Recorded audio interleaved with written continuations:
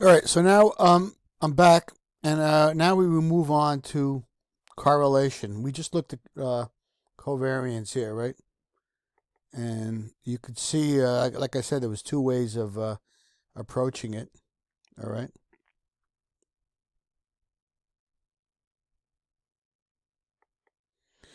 So here's correlation now. The equation for correlation, and all correlation really is the covariance that we calculated here. All right. That's the car. So you got that already, and all you got to do is divide by the standard deviation of the two stocks in the portfolio. I know, again, it's not fun, but it exists, so we have to deal with this, okay? So the correlation, now this is important. I'm going to make this red. I'll make this red for you. All right, so the correlation between two stocks will always be between -1 and +1, okay? So all we're doing is taking out the volatility here, right? It doesn't depend on the volatility. All right. So here's how correlation looks, right? If something is perfectly negatively correlated, they move in opposite directions. It's -1, right? And that's what you want with a portfolio, right? And perfectly positively correlated, they always move together. That means they have a correlation of +1. And if they're uncorrelated, they don't tend to move at all, right? So you go this way, they tend to move oppositely, and they're going this way, they tend to move together. So what you want to do is a portfolio. You want to have a portfolio of stocks that are pretty much negatively correlated.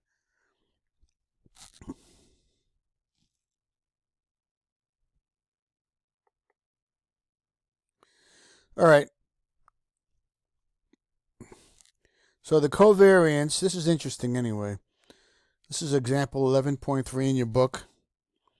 The covariance and correlation of a stock with itself. So what are the covariance and the correlation of a stock's return with itself? Okay.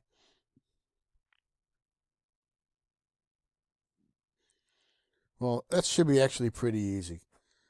So let R be the stock's return from the definition of the covariance, right? All we're doing is taking the expected return of, right, of this multiplication. So it's the same stock. So it's RS minus its expected return, and then it's RS minus its expected return, and we multiply these two, right? We multiply these two, and then we take the expected return of the whole thing, right? We take the expected. So what we've got is E to the, now these are squared because these are the same. So if you look here, this is squared. All right. So RS minus the expected return. It's the stock with itself, right? RS minus the expected return, right?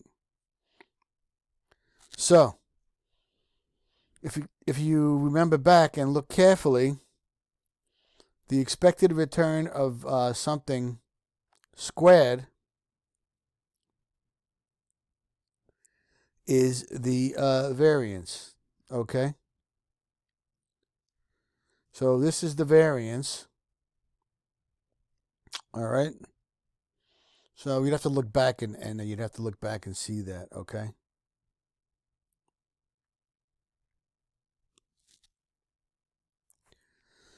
Okay, where the last equation, here's the variance, follows from the definition of the variance. That is, the covariance of a stock with itself is simply its variance. Okay? So that takes care of that. So all we got to do is get the variance, and that gives you the covariance, a stock with itself. And now if we take the covariance, which we said is just the variance, right? To get the correlation now, this is the correlation. So we said the covariance is the variance. There is no it's not moving, it's the variance, right? And we divide it by the standard deviation twice, right? Because it's the same standard deviation, it's the same stock, right?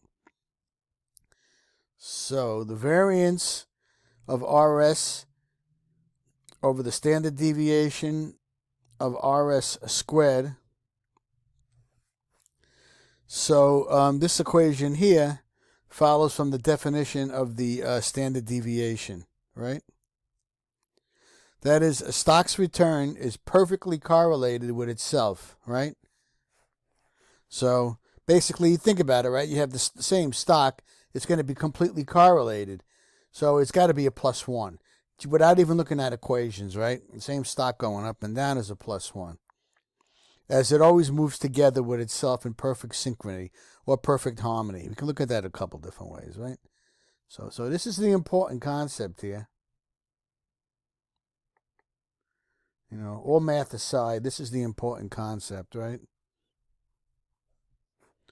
So the variance over the standard deviation squared is just going to come out to 1.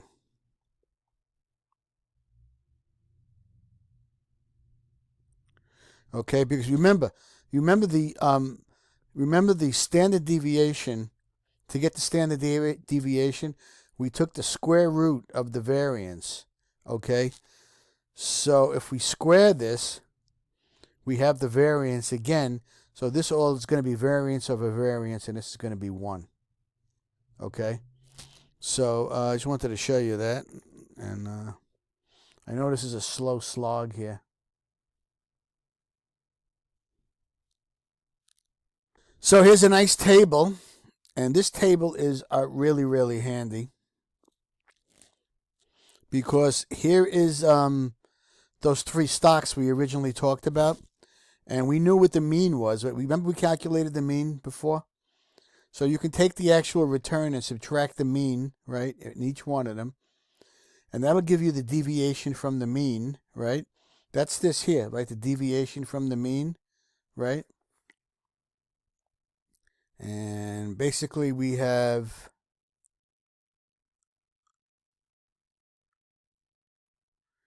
this one here, okay, and we multiply those together, right, so that we sum those, and we basically get this number right here, 0.0558, okay, and maybe I'll pop this into Excel for you, okay. Okay, so this is north air and west air, and I believe I'm having trouble seeing this thing. I got to make it a little bigger. Hold on. Okay, so this is RN and RW.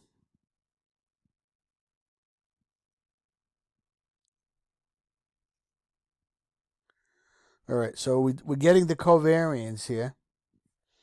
We're getting the covariance by doing, actually they're showing it in 2 parts, right? What are they saying here? The covariance is 1 over t minus 1, and here's the sum. This is the other part of the covariance equation right here. You see that right here? So they did Ri minus Ri bar and Rj minus Rj bar.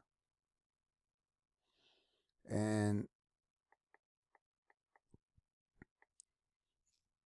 I don't know how what Ri and Rj stand for, but maybe that's just too. All right, so I'm going to put this in Excel to make your life easy. All right. So we get that sum, which goes into here, and then we multiply by 1 over t minus 1. And in this case, I believe t would be 6, right? You got 6 periods. So 6 minus 1 is 5.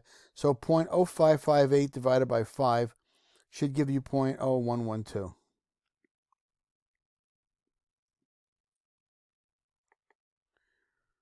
So that gives us the covariance, right? And we got it for this one here, right? And they also, you notice they got the covariance here for this one here, right? So they're doing them both, right? And again, we could pop this into Excel. And you should try putting this into Excel to see if you can get this. All right, so once we got the covariance, we take the correlation. And to get the correlation, we have the covariance, which is right here. We put this into here, right? and then we divide by the standard deviation or the volatility of both stocks, and we multiply them together. Okay? So that's how that all would work out. All right? So we've got this, let me go back. So the standard deviations were what?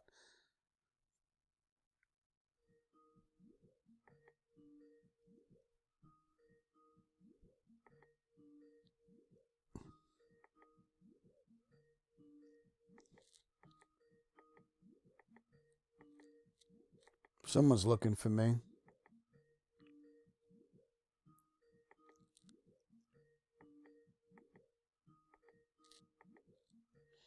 Anyway, I don't remember where those standard deviations were.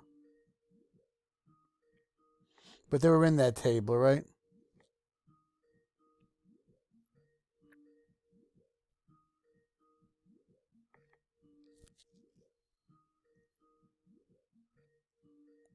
Well, let me go back. Someone's looking for me. All right. So this is where we were.